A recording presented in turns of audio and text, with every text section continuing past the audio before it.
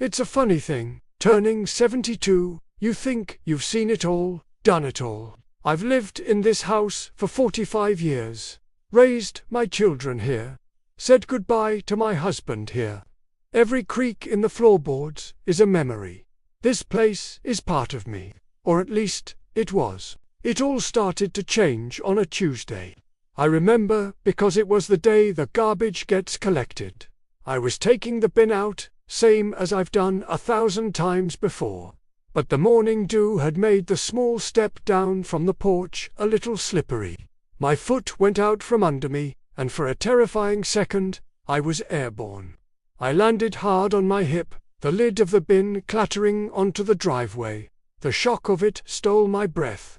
I just lay there on the cold, damp concrete, looking up at the grey morning sky, with the smell of old coffee grounds and banana peels around me. No one saw, no one heard, and the first thought that went through my mind wasn't about the pain. It was a cold, quiet dread. What if I can't get up? What if I lie here until someone finds me? The simple act of living alone after 70 suddenly felt less like a freedom and more like a risk. I did get up, of course. Slowly, my hip ached for a week, a dull, constant reminder, but the real injury was to my confidence. I started seeing my own home differently. It wasn't my fortress anymore. It was a field of small, invisible traps. The stairs, for instance, I used to run up and down them without a thought. Now, I gripped the handrail with a white-knuckled intensity, my heart beating just a little faster with each step. Have you noticed this happening to you too? When did climbing the stairs become an event you have to mentally prepare for? For me, it was after that fall. The thought of losing my independence began to whisper in the back of my mind. Then came the kitchen.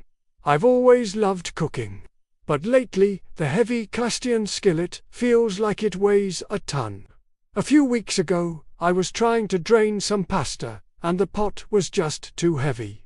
My grip slipped, hot water and spaghetti splashed all over the floor, scalding my ankle. I managed to clean it up, but as I sat there, dabbing my burn with a cold cloth, I looked at the mess and felt a profound sense of defeat. It wasn't just spilled pasta, it was a sign. Another small failure in a place I used to command with ease. The reality of being an elderly person living alone, truly alone, started to sink in. These weren't just clumsy moments, they were warnings. Remembering things has become a job in itself. Not big things, not yet, but little things. Did I take my blood pressure medicine this morning? I stand in front of the pill organizer, trying to recall. Sometimes the memory is clear. Other times, it's a fog. I find myself writing notes for everything. Turn off stove. Lock the back door. Doctor's appointment, Wednesday at 10. The notes are everywhere. Little yellow squares of anxiety stuck to my fridge, my mirrors, my doors. They're supposed to help, but instead, they just feel like a constant testament to what I can no longer trust myself to remember. It's a quiet, creeping erosion of self-reliance.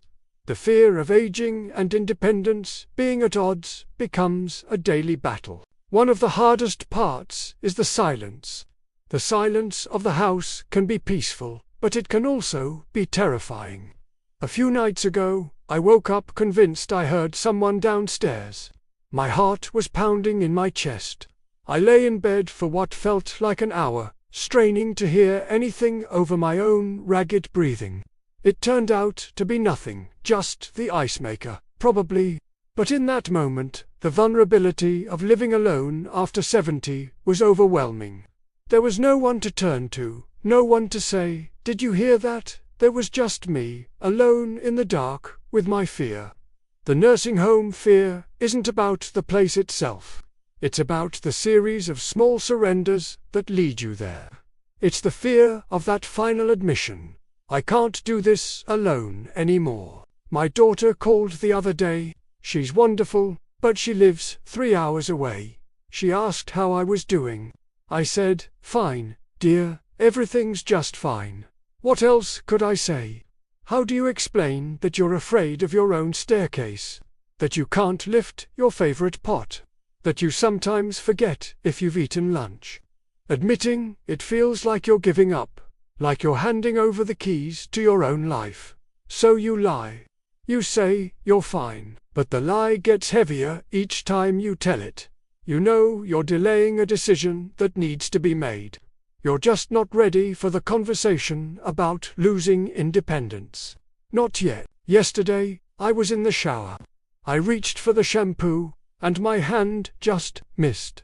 The bottle fell and skittered across the wet floor.